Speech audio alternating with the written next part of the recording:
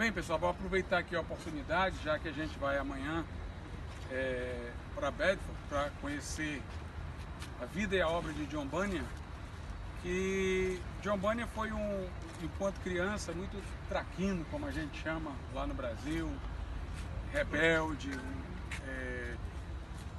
dizia muitos palavrões, desobedecia muito ao pai, mas em determinado momento da sua vida ele começou a sentir a gravidade também do seu pecado, se angustiou muito por isso, e ele resolveu começar a ir para a igreja, começar a ler a Bíblia, casou-se e, pelo menos assim, da sua vida exteriormente mais,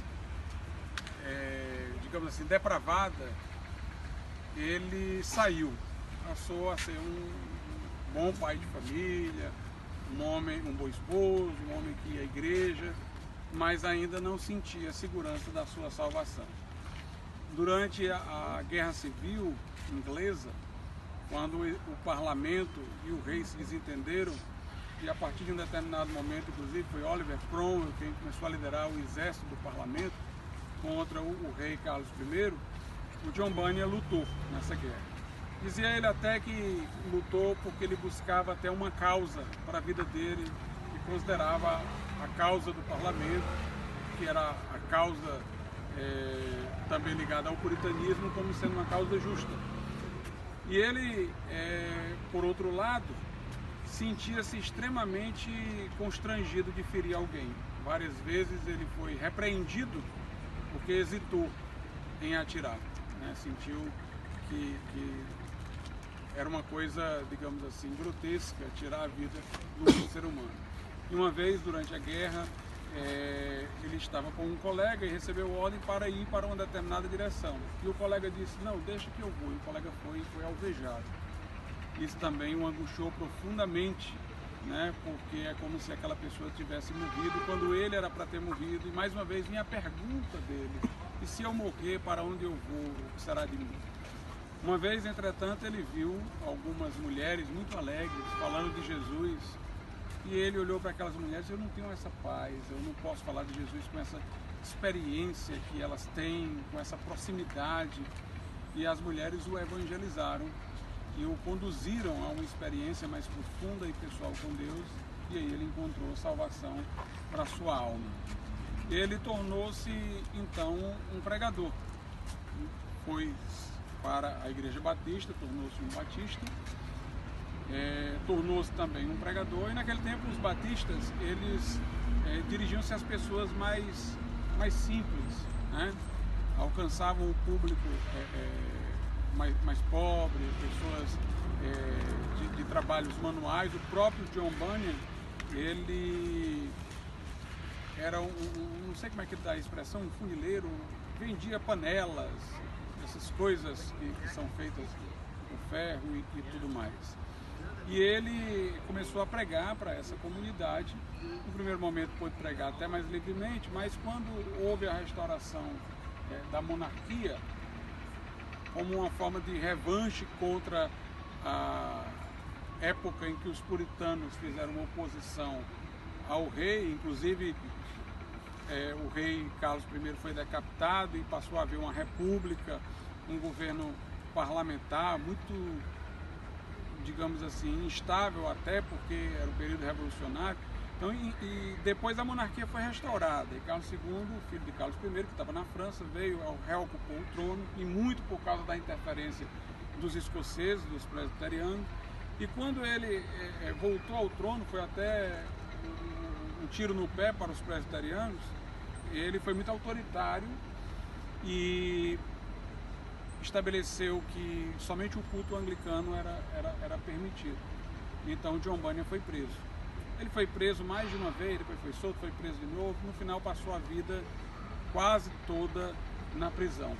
E isso lhe causou assim, uma angústia profunda, porque ele tinha uma filhinha que era cega, pequenininha, e que, portanto, dependeria muito do trabalho dele para prover para a sua casa e, consequentemente, para ela, que teria uma diminuição de possibilidades, né, de obtenção de meios de vida, de ganhos para a vida.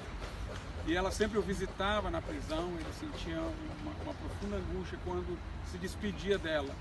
E o que se dizia para ele era o seguinte: pare de pregar, que você é solto.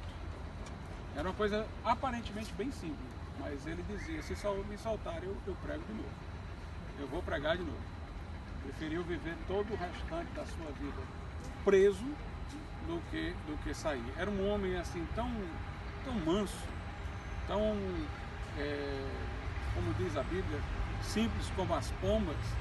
Teve uma época que teve uma peste, havia muita doença na Inglaterra. O carcereiro confiava tanto nele, ele evangelizava o carcereiro. E o carcereiro nesse tempo disse: não, a gente está morrendo, eu vou lhe soltar aqui, para você também tentar se proteger desse momento aí de doença, mas quando terminar você tem que se reapresentar para ser preso. Ele se reapresentava para ser preso livremente, né? E aquela história, né? Paulo, quando estava preso, ele disse: eu estou preso, mas a palavra de Deus não está. E preso ele escreveu cartas, que até hoje nós lemos. Suas pregações orais, se ele não as tivesse registrado, aquele público daquela época teria ouvido, nós não teríamos acesso. Mas preso ele pôde escrever para que nós pudéssemos lê-lo até hoje. E John Bunyan, na prisão, ele, a partir de um sonho que teve, escreveu o livro O Peregrino. Ele não escreveu só O Peregrino, ele escreveu outro. Ele era uma pessoa extremamente criativa para viver na solidão da prisão. Não somente orando, evangelizando o carcereiro, mas pegou uma cadeira, tirou uma das pernas da cadeira e fez uma flauta, improvisou uma flauta. E ele escreveu esse livro, O Peregrino, que é considerado, pelo menos por muito tempo foi considerado, o livro mais lido dentro do cristianismo depois da Bíblia. O mais lido depois da Bíblia.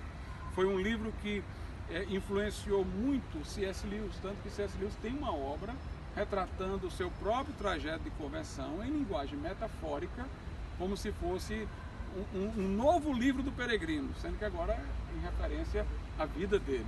Na verdade, o Peregrino é quase que uma retratação da experiência do próprio John Bunyan, mas por uma linguagem metafórica. Ele fala de um homem que está numa cidade que vai ser destruída, porque vai ser punida pelo seu pecado. Ele sai de lá para ir ao lugar celestial que Deus reservou para os que lhe fossem obedientes, mas ele vai ter um trajeto, uma jornada.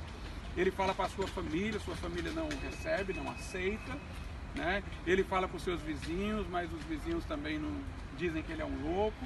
Mas ele vai sozinho. No caminho, ele vai encontrando muitas figuras que procuram desviá-lo do caminho, recomendá-lo atalhos, dizer que o modo de chegar não é aquele que ele estava sendo orientado pelo livro que encontrara, o bolo que encontrava, que representava a Bíblia, que lhe fora dado, mas que ele deveria ir por outro caminho. Às vezes ele cai no canto da sereia, mas depois vê que foi desviado, se arrepende, retorna ao caminho, pede perdão a Deus.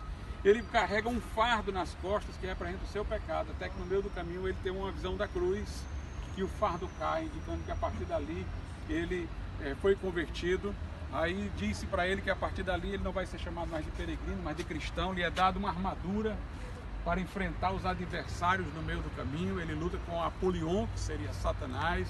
Tem um momento que ele passa entre animais ferozes, né? E o que é recomendado para ele é que ele não se desvie por esses animais ferozes, ele olhe para frente, porque eles não poderão atingi-lo, indicando que se nós confiarmos em Deus, o mal não nos pode atingir, né? Mas a orientação que é dada para ele é: se você olhar para os animais e aceitar a ferocidade deles e ficar com medo, então você tem que passar seguro, confiante em Deus. Aí ele atravessa, não é atingido, e finalmente ele chega à cidade celestial, que representa o céu. No meio do caminho também ele encontra um bom companheiro, que é fiel, que antes dele é sacrificado, é queimado vivo na Feira das Vaidades, que seria um local onde a pregação cristã é rejeitada, os costumes do mundo são celebrados, mas ele vê o fiel subindo para o céu enquanto as chamas iam devorando o seu corpo, né?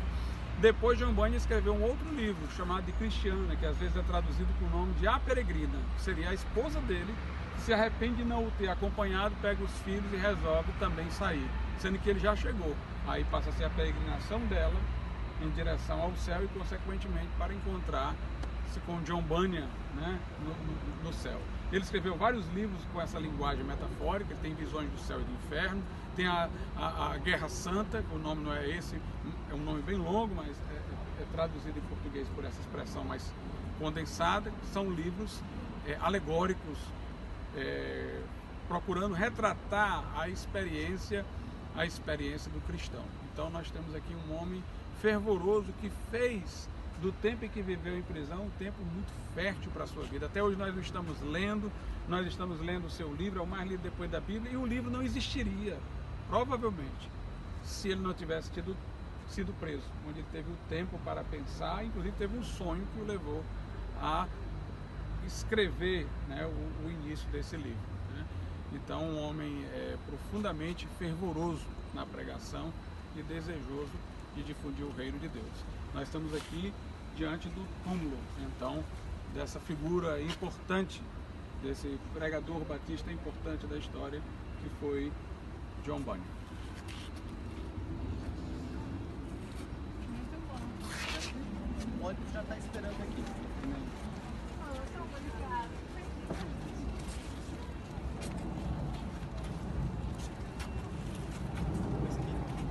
Cadê o esquilo?